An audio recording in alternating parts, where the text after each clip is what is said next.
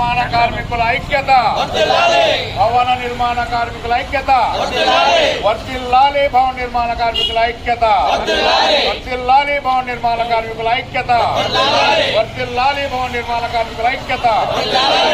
ఈరోజు ఒక శుభ సందర్భంగా, అంటే దాదాపు కొన్ని సంవత్సరాల నుంచి మనకు కొంచెం ఇసుకకు సంబంధించి చాలా సమస్యలుండి ఇసుక దొరక్క చాలా చోట్ల పనులు జరక్క ఇబ్బందులు పడుతూ ఉన్న భవన నిర్మాణ కార్మికులకు ఈరోజు ఇప్పుడున్న ప్రభుత్వం ఒక శుభసూచకంగా సీనరేజు మామూలుగా కొన్ని ఖర్చులతో మినహాయించి మిగతా మనకు ఉచిత ఇసుక ఇచ్చే ఒక ప్రణాళిక ఏర్పరిచింది. కాబట్టి దీనికి మనం సంఘీభావం తెలుపుకుంటూ అందరం హర్షాతిరేకాలు మనం తెలియపరుస్తున్నాం. భవన నిర్మాణ కార్మికుల ఐక్యత, భవన నిర్మాణ కార్మికుల ఐక్యత, వర్ధిల్లాలి భవన నిర్మాణ కార్మికుల ఐక్యత, వర్ధిల్లాలి భవన నిర్మాణ కార్మికుల ఐక్యత, వర్ధిల్లాలి భవన నిర్మాణ కార్మికుల ఐక్యత.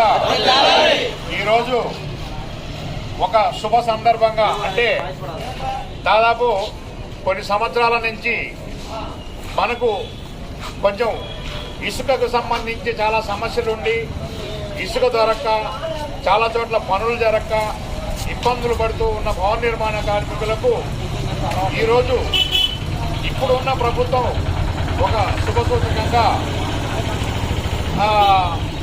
సీనరేజు మామూలుగా కొన్ని ఖర్చులతో మినహాయించి మిగతా మనకు ఉచిత ఇసుక ఇచ్చే ఒక ప్రణాళిక ఏర్పరిచింది. కాబట్టి దీనికి మనం సంఘీభావం తెలుపుకుంటూ అందరం హర్షాతిరేకాలు మనం తెలియపరుస్తున్నాం. అభిషేకం చేయడం సందర్భంగా విశేషం ఏమిటంటే, మన మాచర్ల పట్టణంలో భవన నిర్మాణ కార్మికులందరూ కూడా ఉచిత ఇసుక విధానాన్ని హర్షించి మన నూతనంగా 24 సంవత్సరాల నుంచి లేని టీడీపీ ప్రభుత్వాన్ని ఈరోజు ఇక్కడ మాచర్లలో కంచుకోటను బద్దలు కొట్టి మన జోలకంటి బ్రహ్మారెడ్డి గారు, మన ఎమ్మెల్యే గారు మంచి శుభసూచకాన్ని మన ప్రభుత్వానికి తీసుకొచ్చారు. ఆ సందర్భంగా మన ఎంతో అనుభవజ్ఞుడైన ముఖ్యమంత్రి గారు నారా చంద్రబాబు నాయుడు ఉచిత ఇసుక విధానాన్ని మన భవన నిర్మాణ కార్మికులకి ఎప్పుడైతే ఉపాధి కోల్పోయారో వాళ్ళందరికీ కూడా నేను మంచి చేస్తాను అని గత 2019 తర్వాత చెప్తానే వచ్చాడు. చెప్పినట్టుగానే ఆయన యొక్క విధానాన్ని మనకి ముఖ్యమంత్రి అవ్వగానే ఫస్ట్ రెండో సంతకంగా మన ఉచిత ఇసుక విధానం మీద తీసుకొచ్చాడు. ఈ విధంగానే 5 సంవత్సరాల నుంచి కూడా మన భవన నిర్మాణ కార్మికులకి సంక్షేమ బోర్డు నిర్వీర్యం చేశారు. దానిని కూడా ఈయన ఒకసారి ఆలోచన చేసి మన సంక్షేమ బోర్డును కూడా పునరుద్ధరించి కార్మికులందరికీ కూడా చేయూతనివ్వవలసిందిగా మన ముఖ్యమంత్రి గారికి, అదేవిధంగా మన ఎమ్మెల్యే బ్రహ్మారెడ్డి గారికి కూడా మనం తెలియపరుస్తున్నాము. ఈ విధమైన విధానాన్ని వాళ్ళు చేసుకుంటా పోతా ఉంటే కార్మికులందరూ కూడా ఈ కార్యక్రమానికి, ఈ యొక్క పార్టీకి వెన్నుదన్నుగా ఉండి దాన్ని జయప్రదం చేసి మళ్ళీ ఇంకొకసారి కూడా ఒక అనుభవజ్ఞుడైన నాయకుడిని ఎన్నుకోవాలనే దానికి 2019లో చేసిన తప్పుని మళ్ళీ ఇంకెప్పుడు చేయకూడదు అనే దానికి నిదర్శనంగా వీళ్ళందరూ మన కార్మికులందరూ కూడా నిలబడి ఈ యొక్క కార్యక్రమాన్ని జయప్రదం చేసి మన యొక్క ఈ ప్రభుత్వంగా మన నూతన ముఖ్యమంత్రి నారా చంద్రబాబు నాయుడు గారికి కృతజ్ఞతలు తెలియజేస్తున్నాము.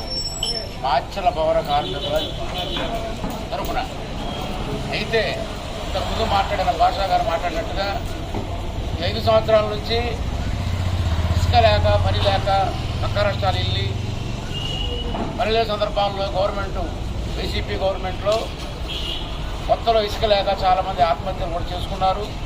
చాలా కుటుంబాలు రోడ్డున పడ్డాయి. ఈ గవర్నమెంట్ వచ్చి నెలకే ఈ భవన నిర్మాణ కార్మికులను గుర్తించి మనందరికీ మంచి చేయాలన్న సహృదయంతో చంద్రబాబు నాయుడు గారు నూతన ఉచిత ఇసుక విధానం ప్రవేశపెట్టారు. కాబట్టి ఆయనకి మన భవన నిర్మాణ కార్మికుల తరఫున అందరం కలిపి ధన్యవాదాలు తెలియజేస్తాం. రేకుల చెట్టు కూడా కట్టుకునే పరిస్థితులు లేకుండా అయిపోయింది. డబ్బున్నోడు ఏదైనా చేయగలుగుతా కానీ డబ్బులు లేని వాడి పరిస్థితి చాలా అగమ్య గోచరంగా ఈ 5 సంవత్సరాలు ఈ విధంగా జరిగింది.